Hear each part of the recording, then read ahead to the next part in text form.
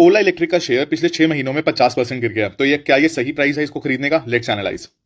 सबसे पहले तो हम इसका बिजनेस मॉडल समझने का ट्राई करेंगे।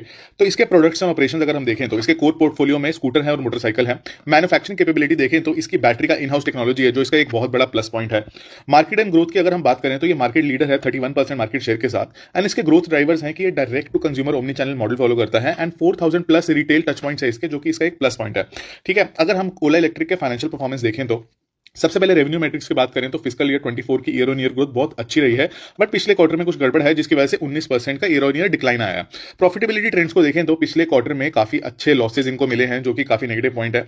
आरओसीई भी एफिशिएंसी कंसर्न दिखा रहा है हमें, क्योंकि नेगेटिव में चल रहा है अभी। एंड ऑपरेटिंग प्रॉफिट मार्जिन में भी प्रेशर दिख रहा है हमें। ठीक है, अगर हम फाइनेंशियल हेल्थ की बात करें तो सबसे पहले तो इक्विटी और डेट का जो रेशो बन के आता है वो बहुत अच्छा है अभी फिलहाल के लिए। वर्किंग कैपिटल देखें तो कैश कन्वर्जन साइकिल भी ठीक है, डेटर डेज भी ठीक है, इन्वेंट्री डेज भी इंप्रूव हो रहे हैं। तो ये एक पॉजिटिव पॉइंट हमें दिखता है इसके ओला इलेक्ट्रिक के केस में।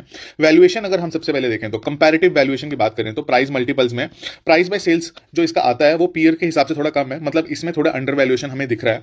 तो और पर जो इसकी बुक वैल्यू है वो अभी काफी हाई है, पर जो अर्ली स्टेज ग्रोथ में रहती है कंपनीज उसकी बुक वैल्यू हमें हाई मिलती है, तो ये कोई नेगेटिव पॉइंट नहीं है। एंटरप्राइज वैल्यूज अगर हम देखें, ईवी बाय एबिटा हम निकाल नहीं सकते बिकॉज इसका एबिटा नेगेटिव है। ईवी बाय सेल्स अगर हम देखें तो पीयर के कंपैरिजन में कम है, इसको बढ़ाने के लिए मार्जिन इंप्रूवमेंट लगेगा, तो इसमें थोड़ी सी अंडर वैल्यूएशन हमें दिख रही है। इंट्रिंसिक वैल्यूएशन काफी इंटरेस्टिंग बन जाती है। सबसे पहले तो इसको डिस्काउंटेड कैश फ्लो में जब मैंने एनालाइज किया तो इसमें हमें दिख रहा है कि इसकी अभी जो वैल्यूएशन है वो अंडर वैल्यूड है।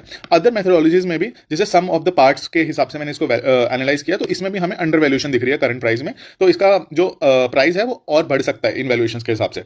अब हम इसके फाइनली इन्वेस्टमेंट थीसिस पे आते हैं। सबसे पहले तो क्या इसमें इन्वेस्ट करना चाहिए, इन्वेस्टमेंट का बुल केस क्या बनता है इसका? सबसे पहले तो ये मार्केट लीडर है, ठीक है, जो इसका मोट है।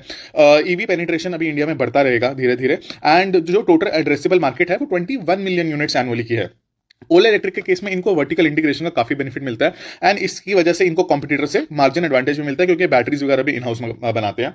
अब इन्वेस्टमेंट एंटीथेसिस क्या रहेगा? प्रॉफिटेबिलिटी में कंसर्न है, अभी इबिटा नेगेटिव चल रहा है, रेवेन्यू डिक्लाइन कर रहा है, कैश बर्न भी काफी है, तो ये काफी कंसर्निंग हो जाता है। ठीक है, एग्जीक्यूशन चैलेंजेस में इनका वर्किंग कैपिटल डेज भी अभी हाई है और केपेक्स भी इनको काफी रिक्वायर्ड है अभी फिलहाल अपने रन करने के लिए ऑपरेशन।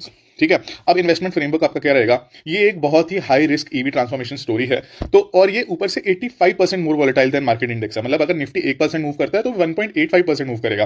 तो की मॉनिटरिंग ट्रिगर्स क्या रहेंगे आपको इसकी इन्वेस्टमेंट बनाने के लिए? सबसे पहले तो ग्रोस मार्जिन को 26% का थ्रेशोल्ड क्रॉस करना है, वर्किंग कैपिटल साइकिल 123 डेज से कम रहनी चाहिए, और मंथली अगर ये 28,000 यूनिट्स कॉन्स्टेंटली बनाने लग जाते हैं, बेचने लग जाते हैं, तो ये काफी अच्छा टर्न अराउंड स्टोरी रह सकती है। तो क्या आप इसमें इन्वेस्ट कर रहे हो, एंड अगर कर रहे हो तो क्या रीजन है उसको कमेंट सेक्शन में जरूर बताओ, और ऐसी कौन सी कंपनीज का आपका एनालिसिस चाहिए वो भी मुझे कमेंट सेक्शन में जरूर बताना। Thanks for watching.